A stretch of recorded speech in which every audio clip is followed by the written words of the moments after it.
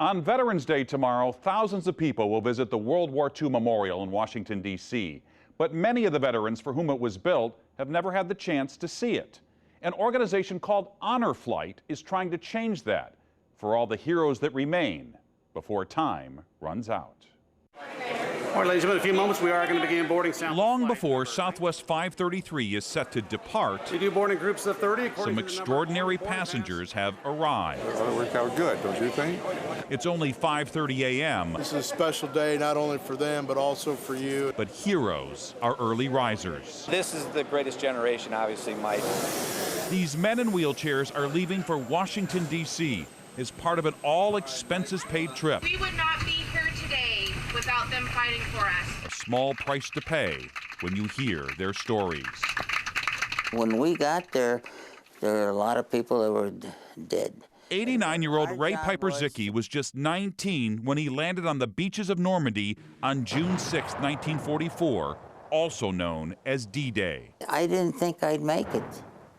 I tell you, the way things were going, people were dropping all over the place. Bob Wiper was also part of the D-Day invasion. Now 92, as a 22-year-old Army sergeant, it was his job to drive a supply truck. It was getting dark and you couldn't see anything, but you were scared to death driving along the beach because you didn't know where the holes were. You didn't have any idea if there were bodies laying out there. But these men and their stories are fading away. Of the 16 million veterans from World War II, only 1.2 million remain, and we're losing them at a rate of 550 a day. So Pkg and Wiper were among 32 veterans on board the Greater St. Louis Honor Flight, created to honor America's veterans. They arrived in Baltimore to a standing ovation from strangers. The first stop after a bus ride is the World War II Memorial in Washington. Just like that, look right here at me! Though it was a place many of these men had never been, it was like coming home. Thank you for fighting in the war and for your service. Among the people who wanted to shake each man's hand, some Virginia students just learning about World War II. Thank you for my freedom. Welcome. It's just wonderful, Mike. We didn't expect anything like this.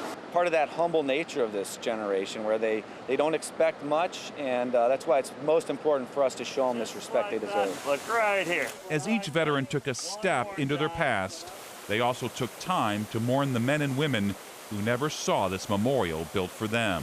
This is the Price of Freedom wall at the World War II Memorial. Behind me are 4,048 gold stars, each representing 100 Americans who were killed or are missing from World War II. So many of them couldn't be here, and I almost feel guilty getting the thanks for what they did. Helping them to navigate every site on the trip, from the Marine Corps War Memorial to the Tomb of the Unknowns at Arlington National Cemetery, were volunteer guardians like St. Louis County Detective Brett Belcher. He came with his granddad. Just want to make sure I was here for him so he could see it and witness it and, you know, be along with him and the other guys who are tremendous people. Funded by donations from businesses and individuals, the Honor Flight organization says the day is just a small way to say thank you for your sacrifice. You know, I did not serve my country, and so in some little way I'm able to give back by doing this.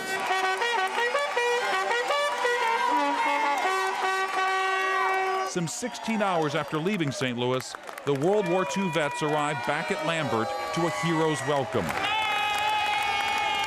Hundreds of family members, friends, and strangers were there to show their appreciation.